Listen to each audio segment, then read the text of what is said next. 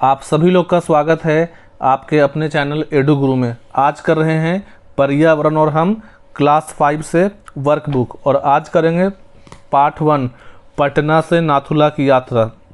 देखिए, पटना जो है बिहार की राजधानी है और नाथुला एक पहाड़ी दर्रा है जो कि सिक्किम राज्य में है।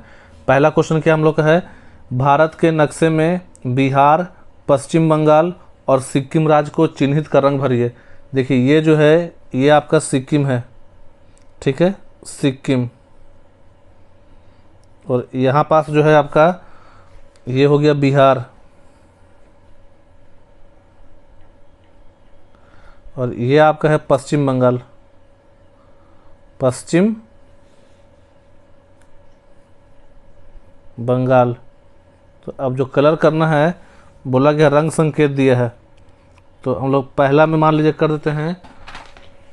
देखिए, तो सिक्किम में कर देते हैं रंग इस तरह का, और यहाँ पे देखते हैं कैसा कि हम लोग। और दूसरा आपका बिहार है, तो बिहार में हल्का रंग करते हैं यहाँ पास, ये बिहार का हो गया। और तीसरा आपका है पश्चिम बंगाल, तो ये जो हो गया आपका पश्चिम बंगाल है। क्वेश्चन नंबर खा, देखिए, भारत के किन्हीं 10 राज्यों के नाम लिखिए। तो हम यहाँ पे लिख दिए हैं 15 नाम, आपको जो आसान लगे लिखिए। बिहार, गुजरात, हरियाणा, केरल, महाराष्ट्र, मणिपुर, पंजाब, राजस्थान, तमिलनाडु, पश्चिम बंगाल। यहाँ तक 10 हो गया। 5 एक्स्ट्रा लिख दिए हैं, आप लोग को एक्स्ट्रा नहीं लिखना है। सिक्किम, तेलंगाना, त्रिपुरा, उत्तराखंड, आंध्र प्रदेश, जो आसान लगे उसको लिखिए। अब अगला गतिविधि 2 है, लेपचा, नेपाली और भूटिया मुख्यतः कहाँ की जनजाति है। तो हम लोग चैप्टर में पढ़े हैं सिक्किम की है। कहाँ पहला, सिक्किम, सिक्किम। सेकंड क्वेश्चन है, समुद्र तल से नाथुला की ऊंचाई कितनी है। तो 14,500 फीट है, 14,500। थर्ड है, एडमंड हिलेरी ये क्या थे। तो एडमंड हिलेरी एक पर्वतरोही थे, तो लिख देंगे पर्वतरोही। उसके बाद है, घा में एवरेस्ट शिखर की ऊंचाई कितना है। तो 8,848 मीटर। और अंगा में है, पश्चिम बंगाल राज्य का सुंदर पर्वतीय स्थल कौन है। तो दार्जिलिंग। दार्जिलिंग जो है वो आपका पश्चिम बंगाल में है, दार्जिलिंग। अब क्वेश्चन नंबर गतिविधि 3 में देखिए क्या लिखा है कि यदि आप रेल यात्रा कर रहे हैं तो आप साफ सफाई हेतु क्या क्या सावधानी बरतेंगे, लिखिए। देखिए, तो रेल यात्रा को आरामदायक और आरामदेह बनाने के लिए हमें साफ सफाई का विशेष ध्यान रखना चाहिए।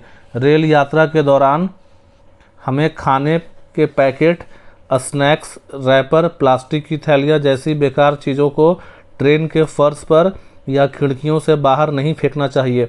इस प्रकार के कचड़ों के लिए ट्रेन के हर कोच में शौचालय के पास कूड़ेदान होता है, हमें उन्हें वहीं डालना चाहिए।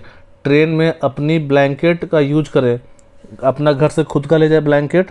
कुछ भी खाने से पहले हाथों को साफ करें। गतिविधि 4 देखिए क्या लिखा है। गतिविधि 4 में है, आपके निवास स्थान के आसपास, निवास बोलते हैं जहाँ रहते हैं, कोई पर्यटन स्थल, पर्यटन बोलते हैं जो घूमने का जगह हो तो उसका नाम एवं उसकी विशेषताओं के बारे में लिखिए। तो इसमें आप लोग अपना अपना लिखिएगा कि बिहार में आप जहाँ रहते हैं तो उसके आसपास का। जैसे हम रहते हैं औरंगाबाद में, तो मेरे निवास स्थान औरंगाबाद के पास में शेर शाह का मकबरा है। यह बिहार के सासाराम में एक कृत्रिम झील, कृत्रिम बोलते हैं मानव निर्मित, के बीच में स्थित लाल बलुआ पत्थर से बना है एक भव्य स्मारक है। भव्य मतलब बहुत सुंदर, विशाल, जिसे इंडो इस्लामिक वास्तुकला का उत्कृष्ट उदाहरण माना जाता है। और इसमें अष्टकोणीय, अष्टकोणीय मतलब आपका हो जाएगा ऑक्टागोनल, जिसमें होता है 8 कॉर्नर। मंच पर एक विशाल गुंबद है, और इसमें 8 मतलब इस तरह का शेप रहता है। अष्टकोणीय में आपको 8 को बनाना पड़ेगा, ऐसे ऐसे करके आपको 8 करना पड़ेगा। तो इसमें अष्टकोणीय मंच पर एक विशाल गुंबद है। इसका निर्माण शेर शाह सूरी के जीवन काल और उनके बेटे इस्लाम शाह के शासनकाल के दौरान 1540 से 1545 के बीच पूरा हुआ था। मकबरा एक चौकोर चबूतरे पर बना है और एक पुल द्वारा कृत्रिम झील पार करके पहुंचा जा सकता है। इसके वास्तुकार मीर मुहम्मद अलीवाल खान ने डिज़ाइन किया था। बाहरी और भीतरी हिस्सों पर जटिल नक्काशी, मेहराब और जालीदार खिड़कियां देखने लायक है। अब गतिविधि 5 में क्या है, चित्र के बिंदुओं को मिलाइए, क्या आकृति बनती है, उसका नाम लिखिए तथा उसे अपना मनपसंद रंगों से रंगिए।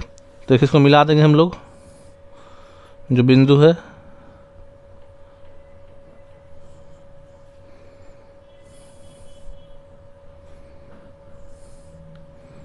इस तरह से आपको मिला देना है।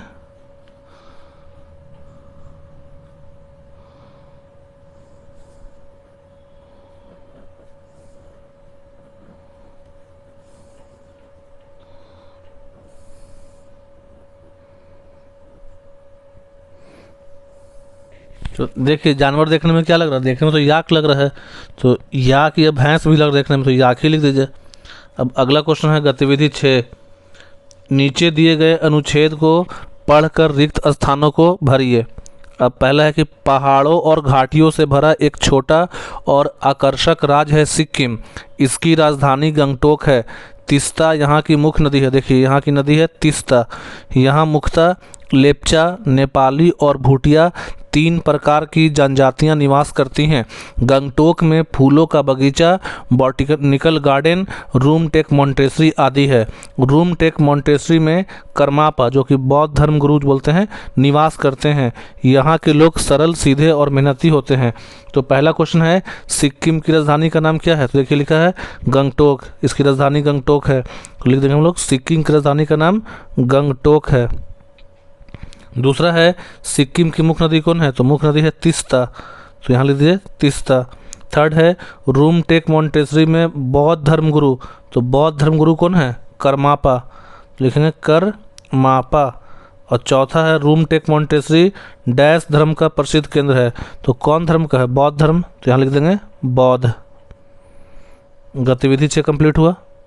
अब है गतिविधि 7, नीचे दिए गए चित्र के आधार पर याक की शारीरिक बनावट तथा उसकी उपयोगिता के बारे में लिखिए। 2 चीज़ लिखना है, एक लिखना आपको शारीरिक बनावट और एक लिखना उपयोगिता।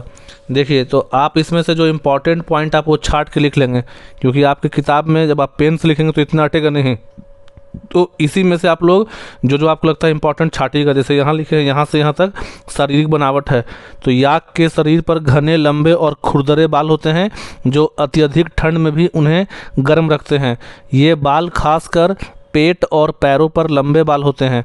याक के पैर छोटे, गठीले और मजबूत होते हैं, जिससे वे पहाड़ी ढलानों और कठिन रास्तों पर आसानी से चढ़ और उतर सकते हैं।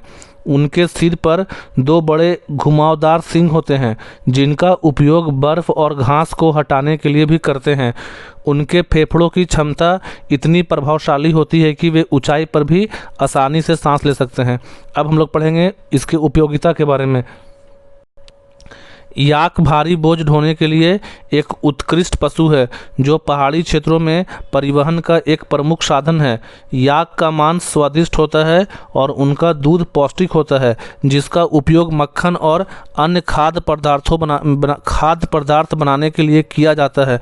याक की ऊन का उपयोग गर्म कपड़े बनाने के लिए किया जाता है और याक की खाल से भी कुछ वस्तुएं और जूते बनाए जाते हैं। याक का गोबर ईंधन और भूमि उर्वरक के रूप में भी उपयोग करते हैं। तो हम जान रहे कि आपके पूरे किताब में नहीं अट पाएगा, तो इसमें से आप 2-2, 3-3 जो इम्पोर्टेंट पॉइंट है उसको छाट के लिख लेंगे। तो यहाँ पास हम लोग का चैप्टर 1 कंप्लीट हुआ। वीडियो अच्छा लगे तो वीडियो को लाइक कीजिए, कमेंट कीजिए, दोस्तों के साथ शेयर कीजिए और इस चैनल को सब्सक्राइब कर लीजिए, ताकि आपको क्लास 5 पर्यावरण और हम के साथ साथ दूसरे क्लास और दूसरे सब्जेक्ट का वीडियो मिले। Thank you.